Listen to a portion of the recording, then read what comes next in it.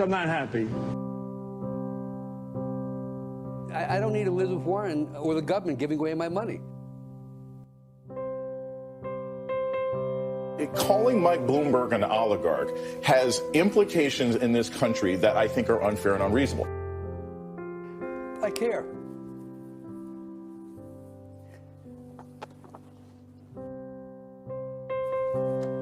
That's it.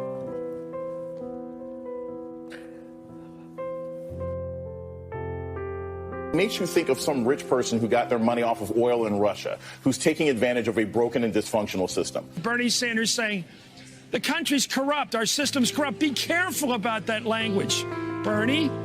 You know, be careful. Oh, well, I'm sorry.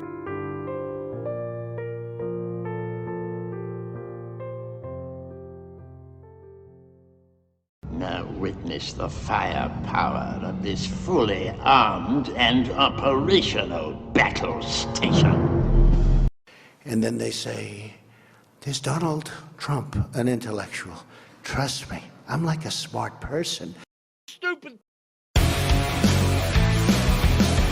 You idiot!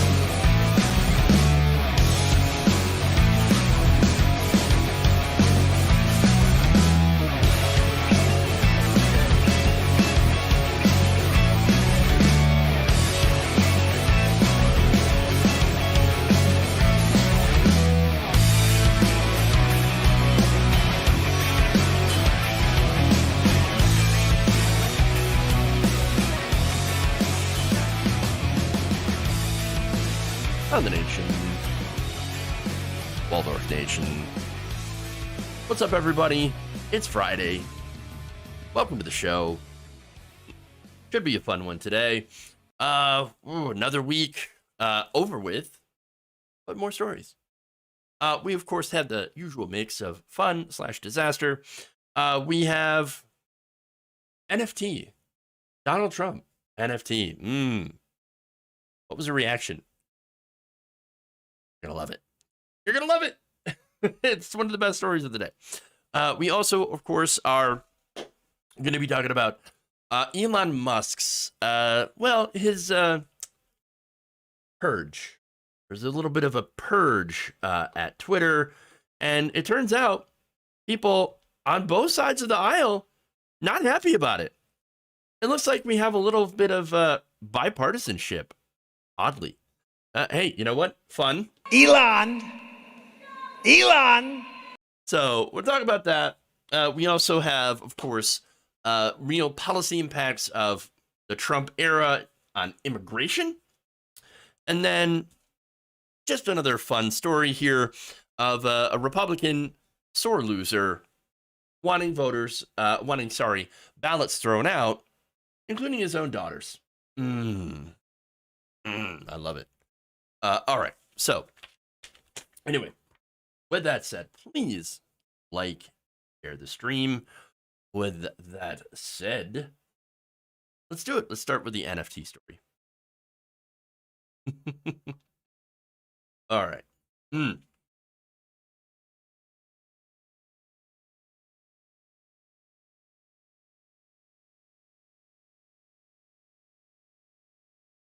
MAGA world was met with a little bit of disappointment after former President Donald Trump revealed his big announcement.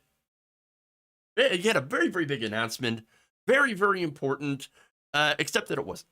So now he put out a post on Truth Social, because of course. Truth, essential. And here it was. I showed it with you the other day. This is the major announcement.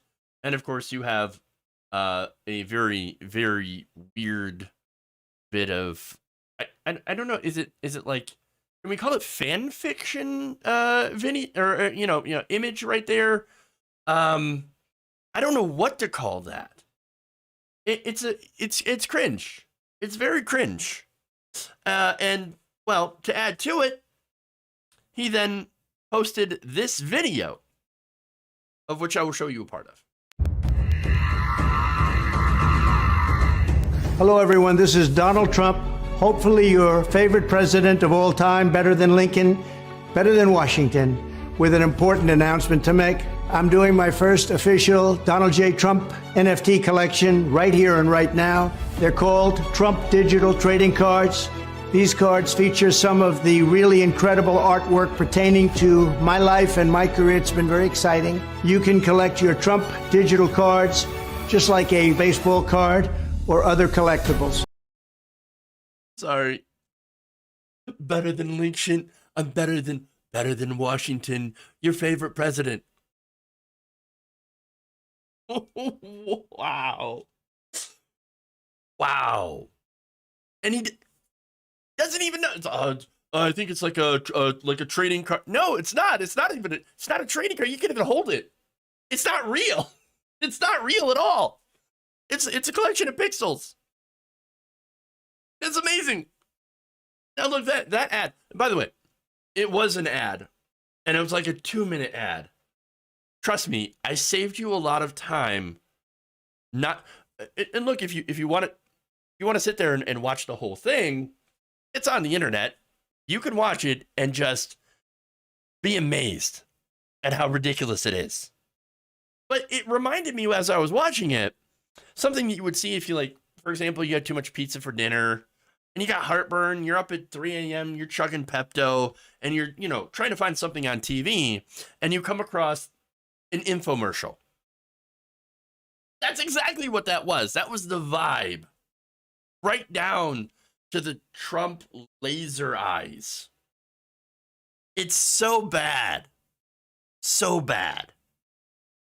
Now, MAGA's reaction to it was, basically disappointed! Collective meh from Trump's biggest allies. In fact, here is MAGA fan Laverne Spicer on Twitter saying, as much as I love President Trump, this really was a letdown. Wow.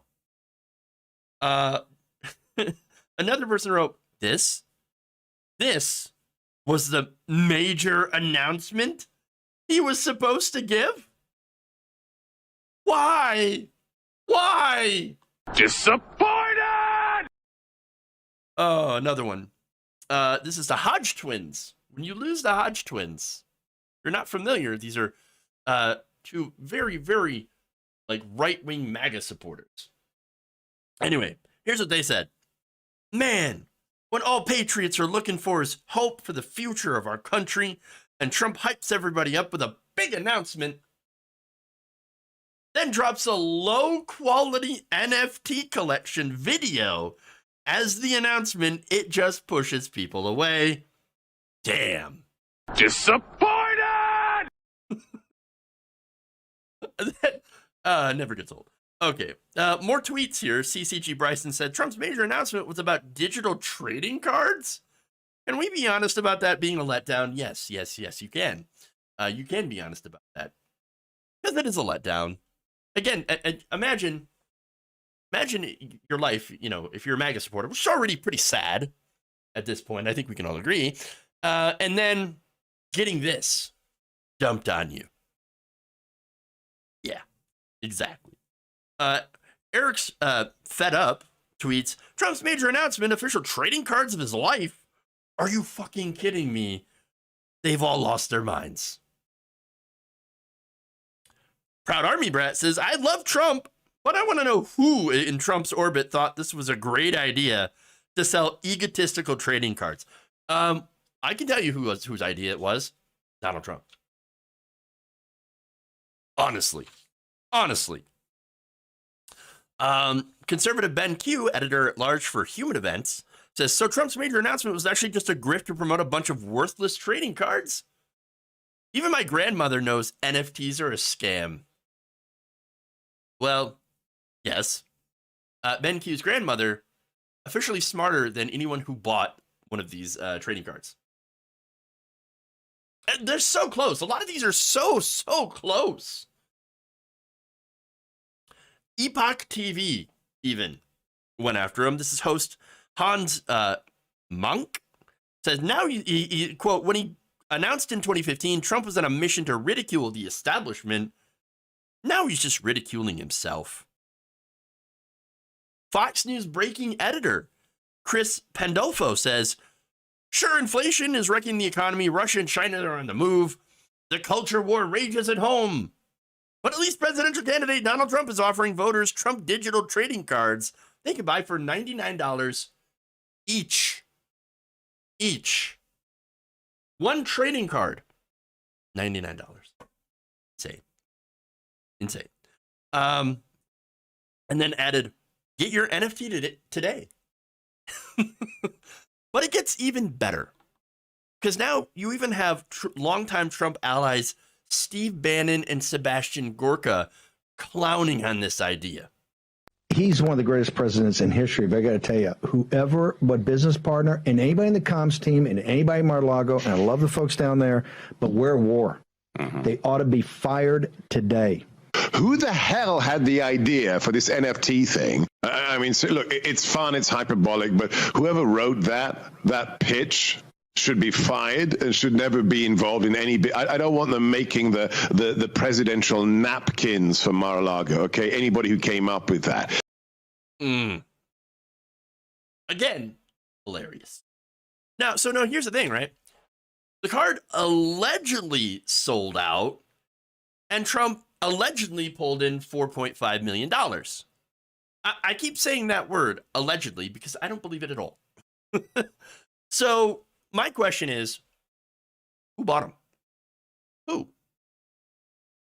I mean, and the other fun thing is, wait, since they're online only, how can they sell out? That doesn't make any sense unless you're looking at it as they just created artificial scarcity. And that's how the scam works. Artificial scarcity, people buy into it.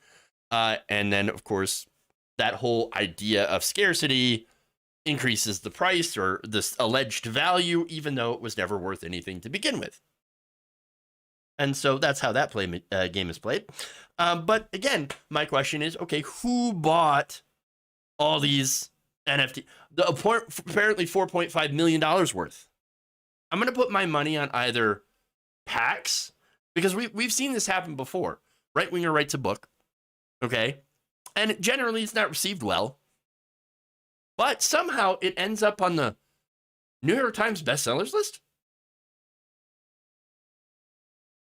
Then, of course, we find out after an investigation, one of the PACs steps in and buys pretty much all the copies and then gives them out. And then they end up like in the garbage or something. Nobody reads them because nobody wants to read them. My other idea is, well, yes, could be PACs. Also could have been Trump's new friends, the Saudis. So I just have a hunch that a lot of these MAGA chuds are not exactly savvy enough to understand NFTs. In fact, most people don't understand NFTs. And the ones that do, oh, hell, most of the people that don't even understand NFTs they just look at it and they're like, wait a minute. So you're saying this picture that doesn't exist is worth something, even though it's not real? That sounds like a scam. And you would be correct. It is a scam. So, but there's even more hilarity when it comes to this entire grift. And that's what it is. According to Gizmodo, the NFT images themselves that are very badly photoshopped may have been done by taking random images off of a Google search and doing one of two things, or maybe both. Using AI image generation or slightly editing them by basically putting Donald Trump's face on it. Let me give you an example. Oh, I'm sorry. That's not the right example. Those are the NFTs. But there's a side-by-side example, okay, of this one. The Cowboy Trump. That looks really similar, doesn't it? In fact, that looks almost exact. Except with, you got like a bandolier, whatever. The jacket's a little different. But, pretty similar. Pretty similar. By the way, that's not even his body, which is funny. Okay. But, oh, and by the way, the information on that is these waders on the right were crafted by Banded, a hunting apparel company. So, anyway, now, Trump's cowboy outfit, and I'm going to show you that, which is also fun. Looks really similar to that one. Yeah, it's very, very similar, except it's in white, to be fair. Now, that leather duster is one that looks like one sold by Scully Sportswear, a California-based costume and Western garb shop. The same duster, with an image of a white one, is also available on Amazon.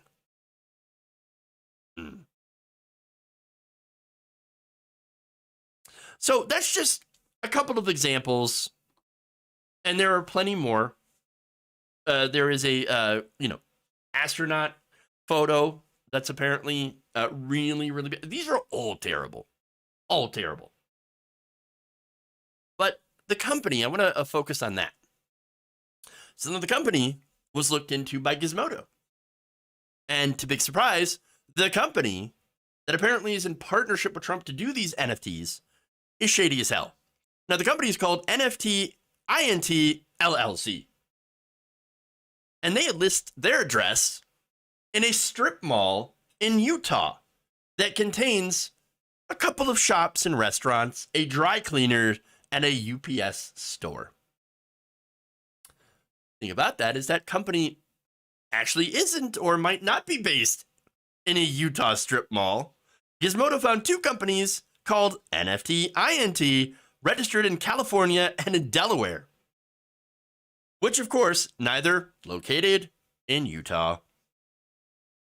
Gizmodo reached out to the individual listed as the CEO of the California registered NFT INT LLC, who told them that their company was not affiliated with that project.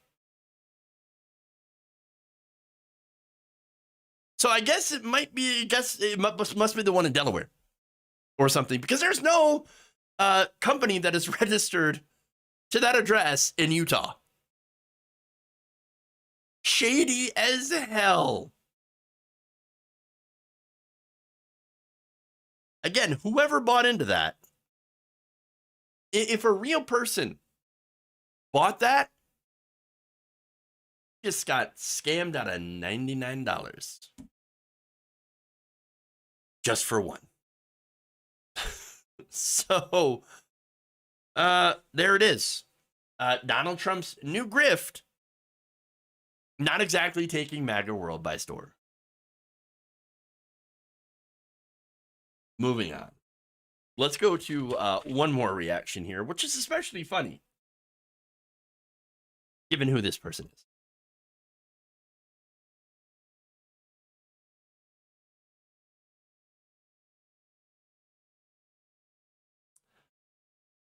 Another Capitol rioter is having some regret.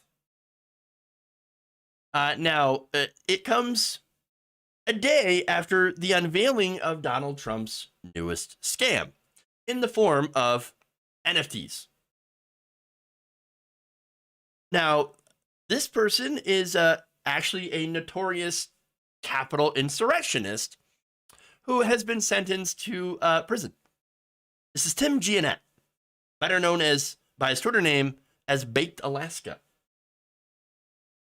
And he's sort of now re-examining the choices that led him to the January 6th riot. Fun. Now, Giannett, who earlier in the day said he believed that Trump's digital card collection means that he cannot win in 2024. So basically saying that it reeks of desperation. Yes. Yes, it does. Now, he wrote a follow-up tweet in which, he questioned his own decision to storm the Capitol building on January 6th. Here's that, saying, "I can't believe I'm going to jail for an NFT salesman."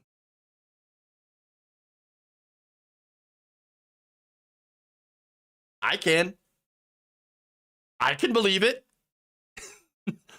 You wanna know why I can believe it? Because people like that are stupid. They're not smart people. They're not the best people. Not the greatest people. I'm just saying. Very, very dumb. You idiot. Jeanette pleaded guilty to a misdemeanor count of parading, demonstrating, or picketing inside a Capitol building, for which he faces up to 6 months in prison. Congratulations.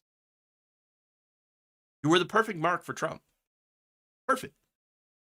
And by the way, we told you. Did we not warn you who Donald Trump was? The entire time. The entire time. We're telling you, this guy's a con man. He's just out to screw you. He's only out for himself. And again, by we, I mean those of us with a brain who could see Donald Trump for who he was. Those of us who were not indoctrinated into the cult. Yeah, suckers and losers. Exactly. Suckers and losers. He's a grifter. A snake oil salesman. We told you. Look, we said, he's not in it to make America great again. He's in it to make himself rich. Richer. And to get power so that nobody was ever able to hold him accountable for his scams, for his crimes. That's why he's running for president again. He wants to get out of his crimes. And he got other people, to do crime on his behalf while he was sitting there in his bunker eating cheeseburgers and drinking Diet Coke. So, yeah, if you're one of those people, I hope you realize how dumb you are, how much you fell for the grift. Again, if you're somebody who did crime for Donald Trump, going to the Capitol building, breaking into it, I hope you realize that was not smart. And you were not smart to do it because we told you that he was going to abandon you at any single opportunity that he could. Because you're a useful idiot. You're a mark. You're a tool. That's all you are. This guy, again, there are some people, even Proud Boys, for example, that did seditious conspiracy for an NFT hawking clown. I hope you feel good about yourself. Now, look, if anything, all of this shows the absolute failure of people to be able to spot a scammer. But it's also a failure of many other things in our society. For example, trust in institutions. You know, like the news. How about trust in education? How about trust in our political system? How about trust in anything? And everything that, else that allowed this clown of clowns to amass what is essentially a fan club or a cult following. Now, that said, if you think Jeanette learned his lesson, you would be wrong. Because again, we're not dealing with very smart people, okay? You idiot. He has now apparently switched his allegiance from Donald Trump to Kanye. Of course. Kanye, who openly praised Hitler and denies the Holocaust. Yeah, that's right. Jeanette, Baked Alaska, has a new daddy. And this one is even more unhinged. So I guess at the end of the day, stupid is as stupid does. Stupid. All right. Oh. All right, let's move on.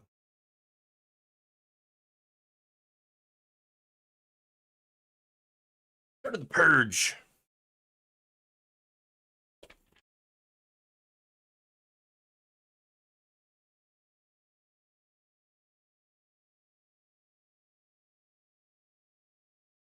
All right.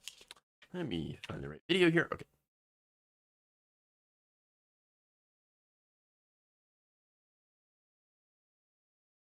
On Thursday, Chief Twit Elon Musk purged a handful of reporters and journalists from the Twitter platform. That's right.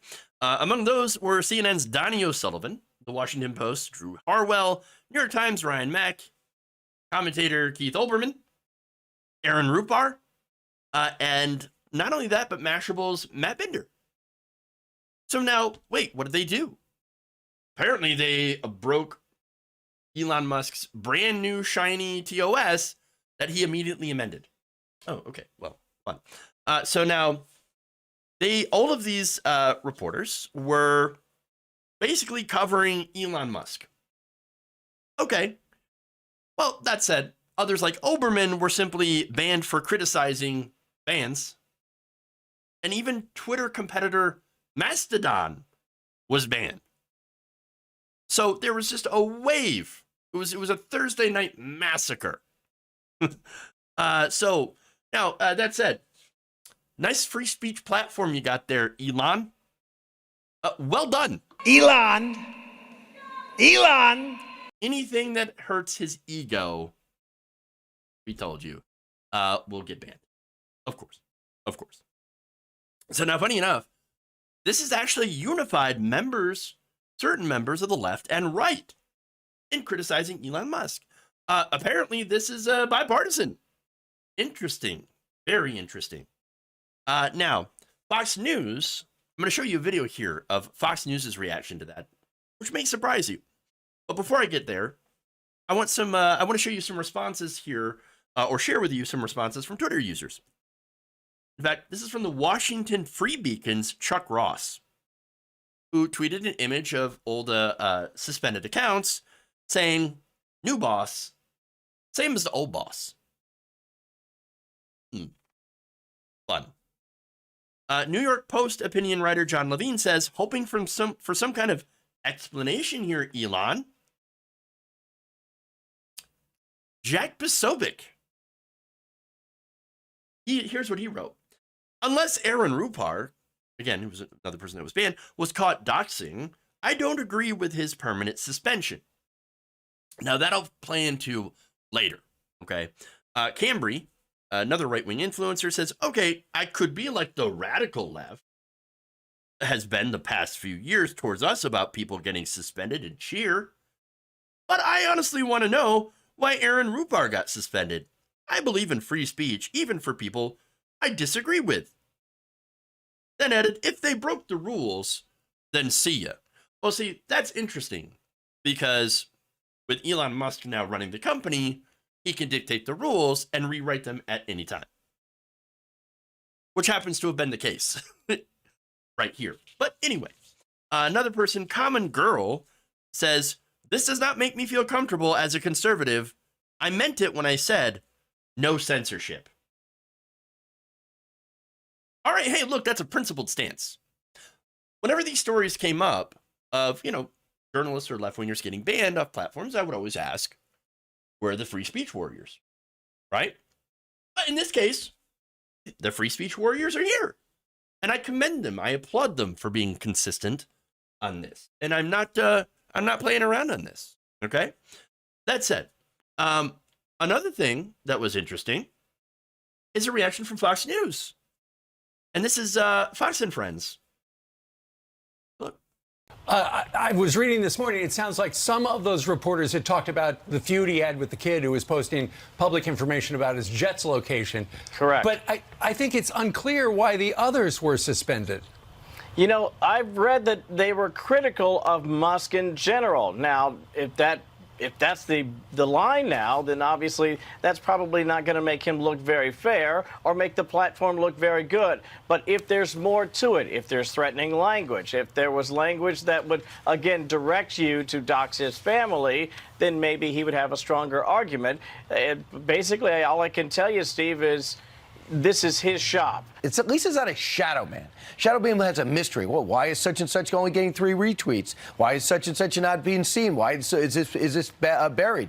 He came out and announced it right away. Although I don't think it was the best move he's ever had. Being transparent because he says he feels like his family's in danger. He said you can tweet about where I used to be, where I was, but not real time because it's affecting my family and I don't want them to be in danger. 9 kids too. I mean, they should be able to go to restaurants and be able to go out and enjoy enjoy their lives without having to worry about someone coming up to them or throwing a Molotov cocktail at their restaurant. Sure, but if they were just being critical of him, he's got to explain why those people were suspended. So let me just get to the ridiculousness of Ainsley Earhart. Now somebody's going to come up to the restaurant and just throw a Molotov cocktail through the window. But Musk himself is like, I'm the target of assassination. No, you're not. No, everybody thinks you're just a weird, stupid nerd. Like nobody, trust me, not important enough to be on some assassination. That's ridiculous. Ridiculous. In reality, some of the people that actually have been facing that kind of stuff on Twitter are transgender people. Thanks to, accounts like Libs of TikTok, who are actually giving out locations in some cases, or directing people to do harassment and hate campaigns against transgender people or teachers that are LGBTQ, or, I don't know, children's hospitals. But that said, hey, I don't want any violence against Elon Musk. I don't want any violence against any journalists or anything like that. No, of course not. So we all agree. But then, Fox News is still like, if they're getting rid of people for being critical of Elon Musk, that's not a good thing. And again, I also agree with that. But that's what's going on. So now, as I said before, yes, sure, it's his platform. He can do whatever he wants. But it's not very free speech absolutisty of him, is it? No. And it's because Elon Musk doesn't care about even his idealized version of free speech, and he never has.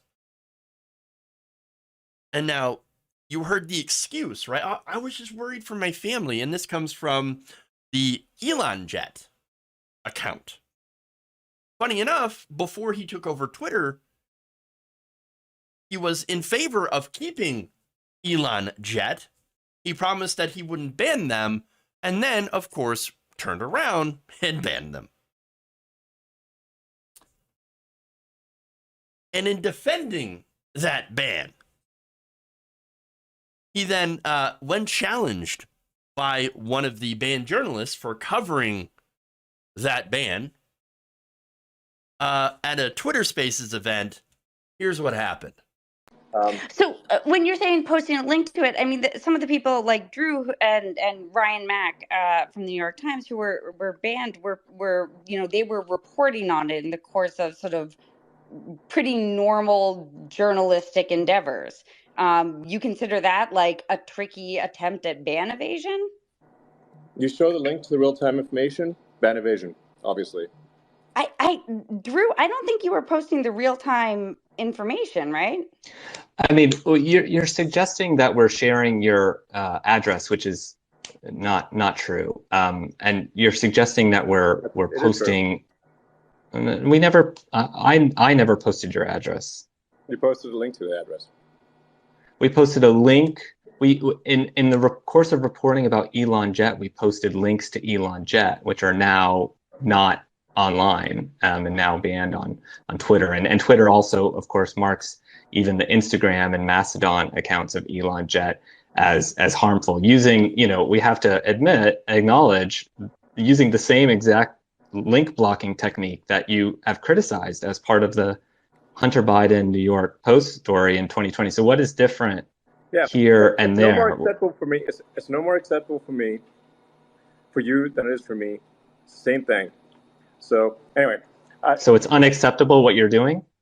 No. What you dox, you get suspended. End of story. That's it. He then immediately noped out. That was it. Gone. Bailed. And as a final bitch move, Musk temporarily nuked Twitter Spaces. Gone. Can't do that anymore. According to The Verge, within hours, Twitter Spaces was at least partially removed from the platform, with users saying they were unable to access it on iOS or Android. Musk claimed the feature was removed to fix a newly identified bug. His feelings were hurt. No. Apparently, banned users like Harwell were able to join a Spaces chat when, they're obviously not supposed to, I guess, or are not supposed to be able to access those because they're banned. Okay. No, here's what happened. Elon Musk got feelings because he's sad.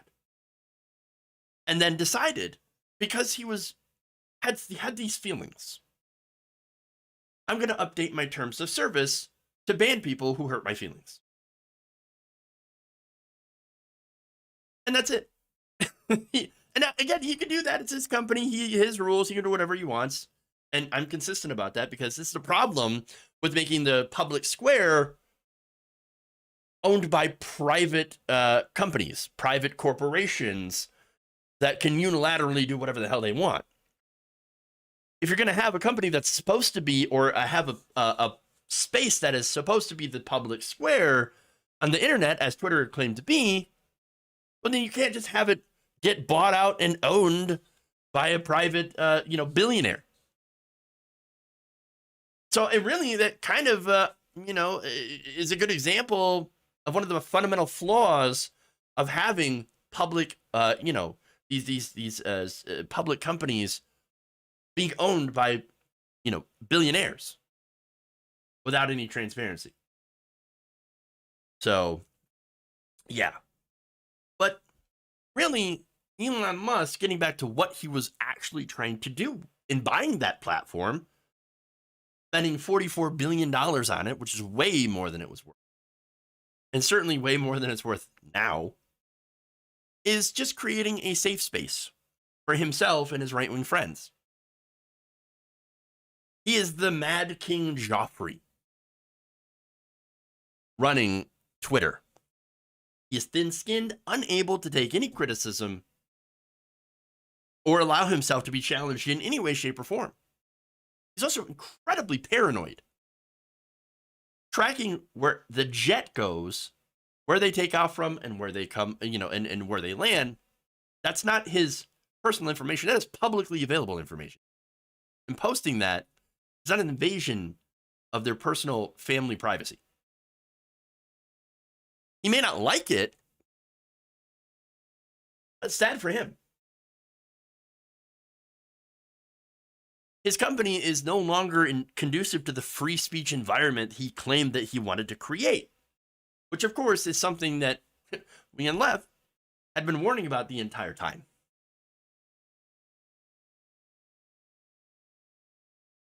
Okay.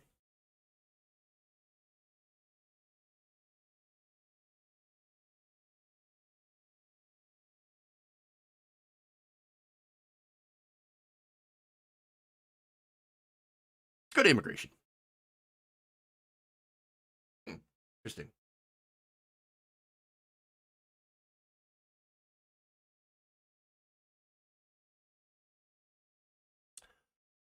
Former President Donald Trump, during his 4 years in office, went to great lengths to curtail immigration. And now, the result of that policy is having disastrous consequences on the country, the economy. According to economists, low numbers of immigration, along with the effects of COVID, mainly, of course, people either retiring or dying as a result of the pandemic, has left the economy in critical need of workers. Federal Reserve Chairman Jerome Powell has estimated that the economy is short about 3.5 million workers as a result of these things combined. Now, economists estimate that half of these workers would typically be migrants allowed into the country legally, according to the Washington Post.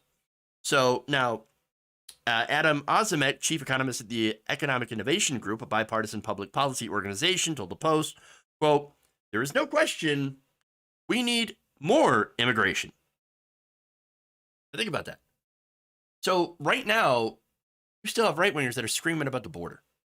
Joe Biden, he needs to go to the border. He needs to go to the border now. He needs to watch the immigrants coming over the border. It's an open border, open border. We never had an open border. At least not in my lifetime. Never had an open border.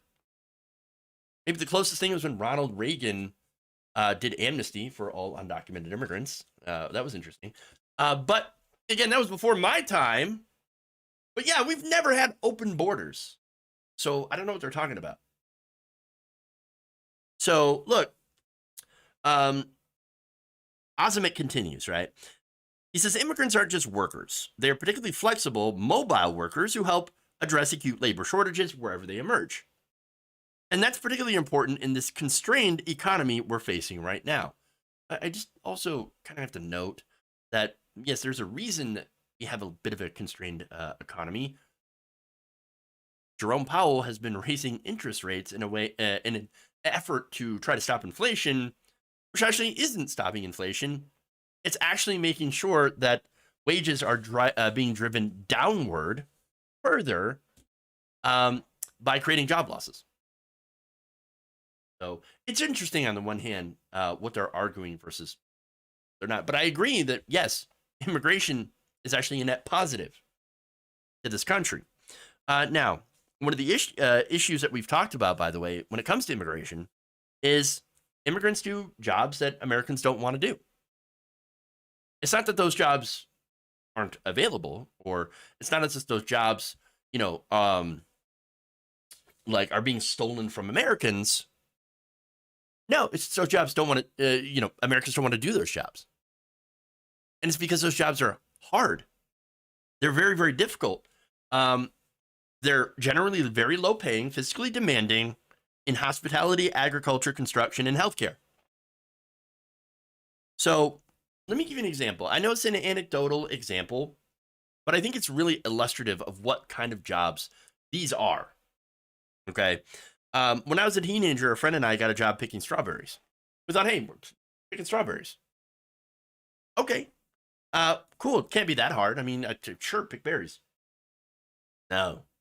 Now, it turns out it was actually pretty hard work. It's backbreaking hot. The numbers of berries that you needed to pick for any significant amount of money are actually really high. For one day picking berries, hours and hours, we made enough combined to share a pizza. That was it. And that's after going through hoops to even get our money for that time working. And so, look, I know it's, again, anecdotal, but if you think immigrants do not work hard, I suggest you go and do some of their jobs and see what they have to put up with. Oh, right. People have done that, even for $15 an hour. And still, we're like, yeah, no, this job sucks. Like, these are terrible. So, look, the two of us, my friend and I, we're basically the only English-speaking white people that were in that group. And that tells me now, when I look back on that experience, I think about how badly those workers were exploited by these, these agricultural companies. And they still worked their asses off because, well, they had to do what they had to do to survive, right? Of course. The whole idea that immigrants are coming in, they're stealing good jobs and leeching off the government, is just straight up xenophobic propaganda. That's all it is. And by the way, that propaganda has really has a one point, and it's to get you to hate other people over some weirdo cultural stuff. The ones who respond to the message of xenophobia and hate are people who are white nationalists. They're afraid that immigrants will outnumber them. And I guess the logic goes, if you can even derive any sort of logic from it, is that, well, if more immigrants come in and they actually get into positions of power, then they're going to treat us the way that we treated them. Oh, really? And why would you be worried about that? How did you treat immigrants again? Oh, right. You treated them really badly. Oh, you treated them like second-class citizens and like garbage. Oh, of course. Well, that's why. I'm sure.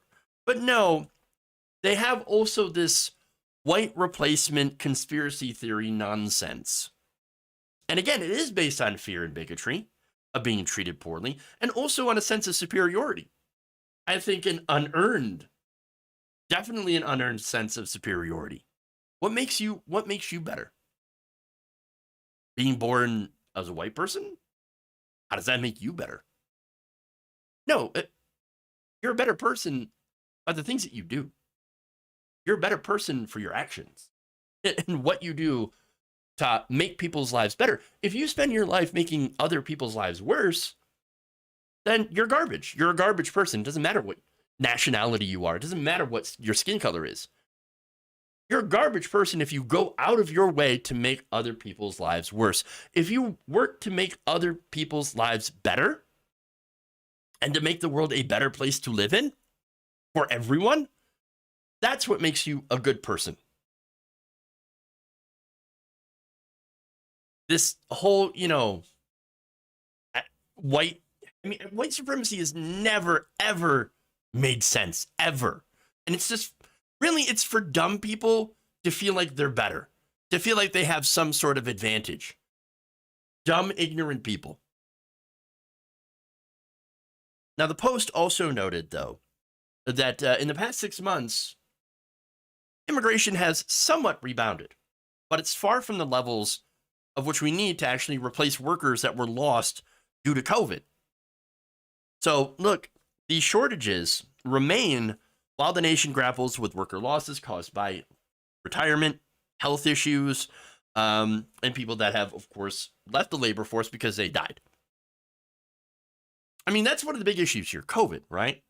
You have long COVID, people that are disabled as a result of catching COVID, and they never really recovered. There are people that have, organ injuries, people that have, issues with memory, COVID brain fog, fatigue. Those are people that can't exactly go back into the workforce and do what they did before. Many of them, many people have actually went on disability as a result of, getting COVID, long COVID. And a lot of people ended up, not taking the vaccine because of on the right wing who said, don't do it. Oh, vaccine bad. And guess what? They got COVID. Many of them died. Not all of them, of course. A lot of them lived. But many of them ended up with issues afterwards. And now they're no longer in the workforce. And then, of course, you had the issue with Trump and the Republicans opening up the government too quickly. And by the way, I also will criticize Biden for that as well and his pushback to get everyone back to work as soon as possible. And, Democrats not, extending unemployment. Republicans pushing to end unemployment benefits as well. And so, there is a lot of blame on this conservative orthodoxy, which was to get people back to work as soon as possible and to give them as few resources as we can. While, of course, giving so much money to wealthy corporations. The amount of fraud that you've seen in the Paycheck Protection Program, because it was basically unsupervised, handing out money to all of these different, companies, sometimes really, really big companies, or sometimes people that were just scamming the system because there was very, very little oversight. You had all of that. All of that. So, this really does feed in to the whole issue with, of course, there not being enough immigrant workers to do the jobs that, again, Americans don't really choose to do. And so, look, and the other issue here, too, is there's not enough pay to entice workers. Again, as I mentioned, there's just some workers that, some jobs that American workers wouldn't do for $15 an hour, probably wouldn't even do for $20 an hour. And these are very difficult jobs. And, yet we're not raising the wages. Of course not. And we're not, allowing in immigrants. And so what's going on is the problem is here and it's not going to be solved. The right wing will do absolutely nothing about it. I know, because they actually tried to increase the number of legal immigration. Democrats and even some Republicans crossed the aisle and were like, hey, this is a problem. This is a problem. Well, too many Republicans, however, said, no, we're not going to do it. We know because our base is racist. And so if we vote in order to increase immigration, the racists in our base will hate us and then will vote against us. These are the people that are, look, they're not against illegal immigration. They're against all immigration, unless it's from white countries. They're against the browning of America, and they've admitted it in many, many instances. They're against the people coming in from what they call shithole companies or countries. These are people that have worked really hard and, believe in the American dream, but Republicans don't want them there because Republicans are racist.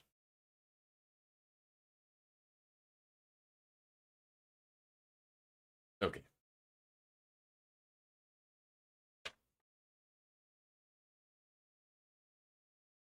Tina Albert on Facebook says, I used to pick potatoes for years and the pay has never gone up. For 3 weeks, Maine closes school down. So kids from 12 to 18 work in the fields for 3 weeks for 50 cents a barrel from sun up to sunset. It was very hard work. Yeah, absolutely. And that's basically the experience there. And it is exploitation. Not just, of like American workers, but also immigrants as well. And yeah, a lot of these places also will get undocumented immigrants to work those fields, to work those jobs for very, very, very, very little pay for such hard work. So yeah, thank you for weighing in, by the way. All right.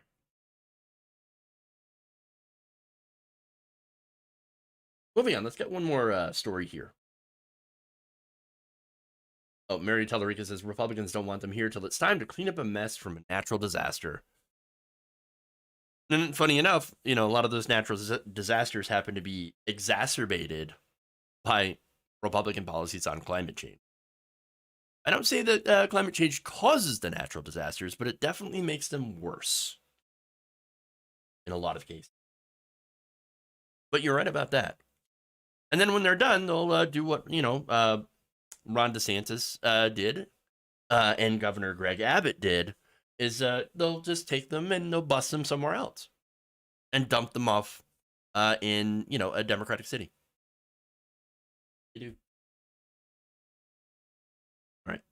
Anyway, one more.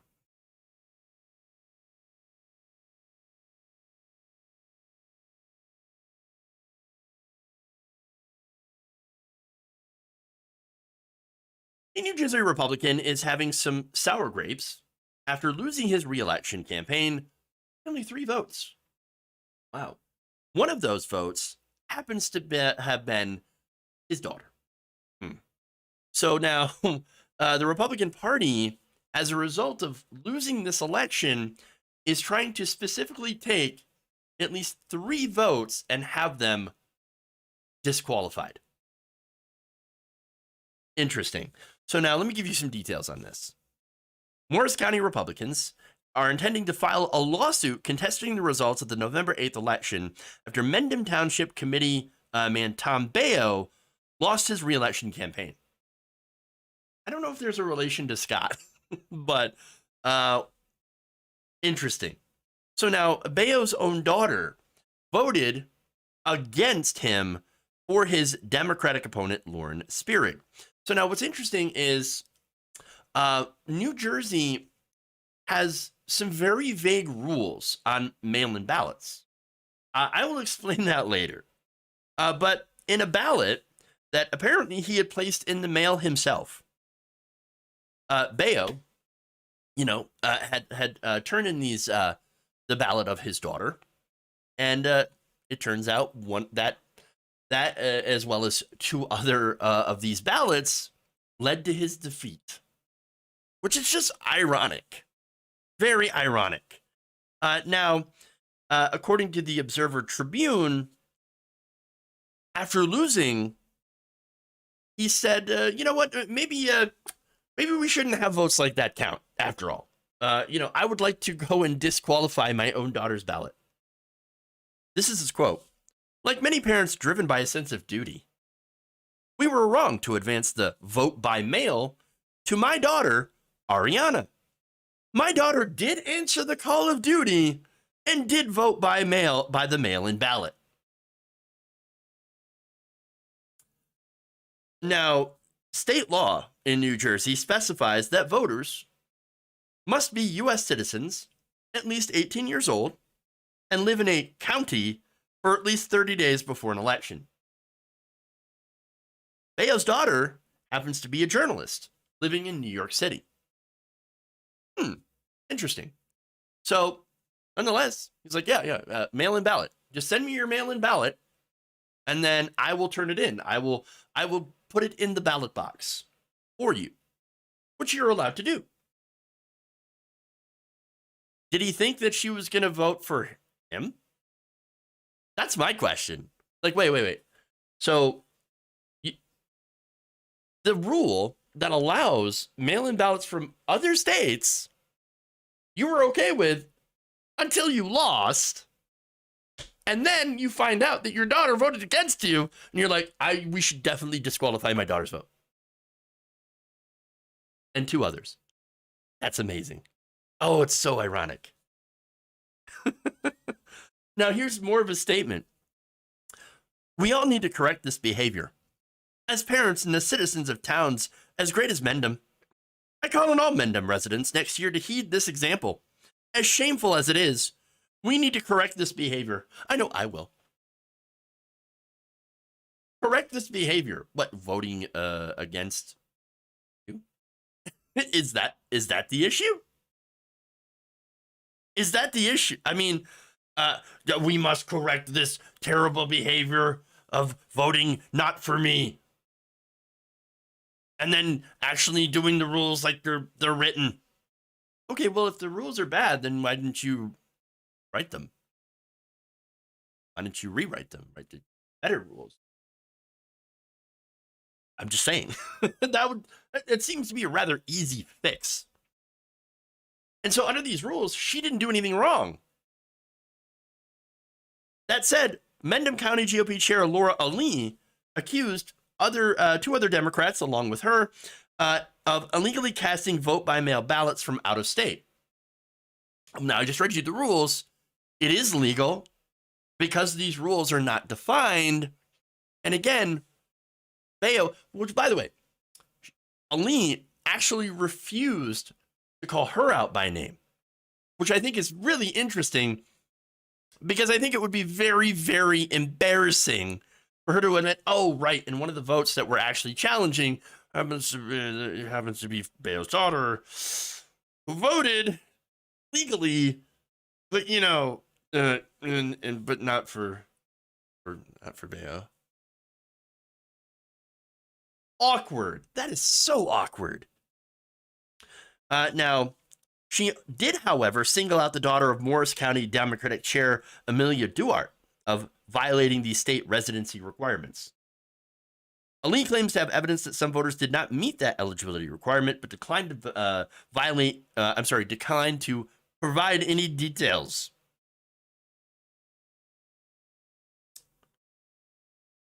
Hilarious. Oh, now, by the way, Duarte's daughter is a recent college graduate who lives in Knoxville, Tennessee. Also cast a ballot. But as I said before, there was a pretty ambiguous rule there. So you might be wondering, wait, he lost by 3, right? Why is there not a recount? Well, it turns out there was. There was a recount. Bayo first had initially lost the election to Spirig by only 2 votes. And then, after the recount performed at the Morristown courthouse, showed that not only did Spirig keep her win, but Bayo lost another vote. In the end, Spirig received 1,473 votes, while Bayo received only 1,470. So, wait, they went and did the recount and found that there were no problems with those ballots. I guess this is one of those things where,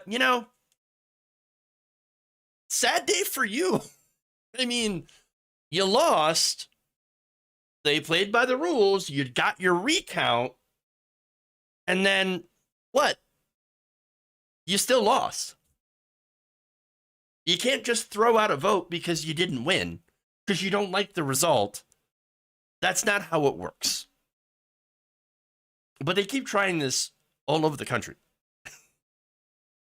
Anytime that there are ballots they don't like, or, the opponent wins, they want to throw out the results only enough so that they actually win. I think it's really transparent exactly what's going on here. But again, going back to the irony here of, again, his own daughter, again, what did you expect? For her to vote for you? And she's a Democrat. And she lives in New York and is a journalist. No, she's not going to be someone who is in favor of you. And that's obvious by her votes.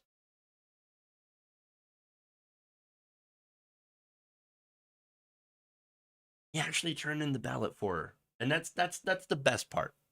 The best part. So, once again, play stupid games, win stupid prizes. And as usual, that maxim always ends up being true. Stupid. Okay. Fun. That's all I got today. Thank you for going around the nation with me today. Ravaging Wolverine says, even Boehner couldn't indoctrinate his daughters. Boehner, I think, okay. There was a story where John Boehner started crying just recently, but unveiling a picture of Nancy Pelosi. So, and by the way, John Boehner also is a lobbyist for legal cannabis. So that's a really interesting, I guess, evolution by John Boehner. Very strange. Jose Kelly says this is like Ted Cruz and his daughter. Yeah, I didn't report on that story because it's like, I don't want to get into their personal life. And then also this could be a story of like, allowing them to have like space and stuff, and it's not really my purview to jump into it. But I do hope that she is okay. Boehner was always a crying clown. It's true. It's very true. All right, so let me go through some super chats. By the way, Jonathan Leiter says, "How many idiots are going to buy them?" Referring to the Trump NFT. Apparently, no more because they're, there's no more left in stock because they're all gone. You missed them. You missed the boat on these exclusive NFTs that you could just right click and save as. Elwell says, can't wait for the Trump action figurines and Trump hunting knives sold on QVC. It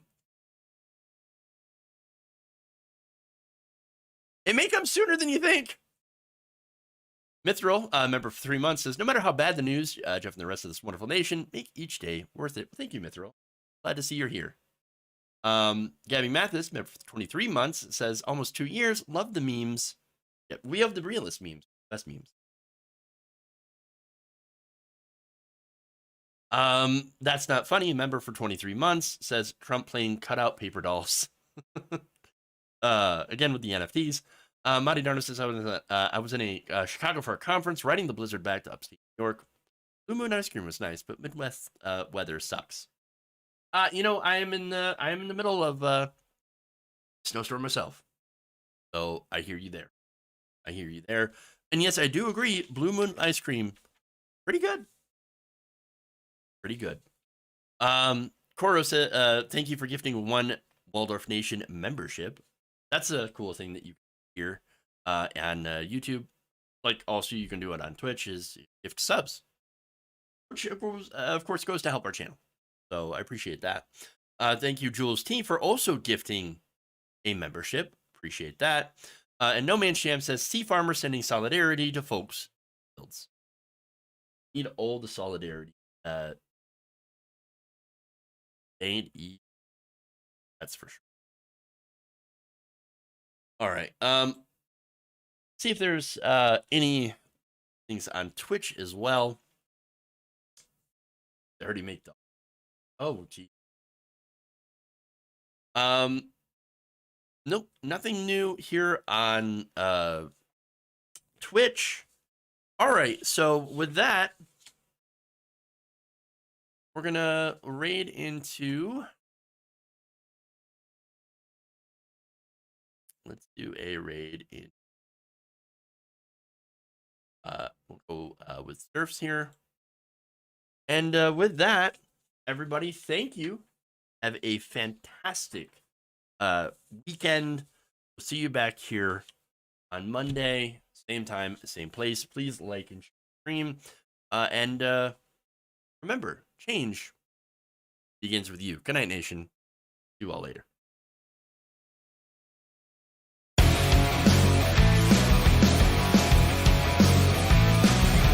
Elon!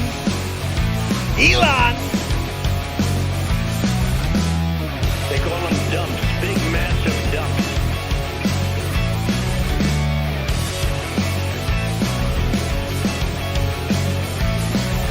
Disappointed!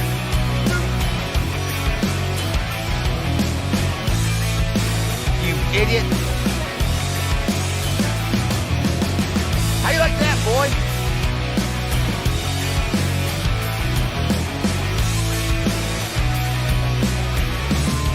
I like my meat tight. Tighten up my meat. You're kicking me out the door. You're kicking me out the door. Obama.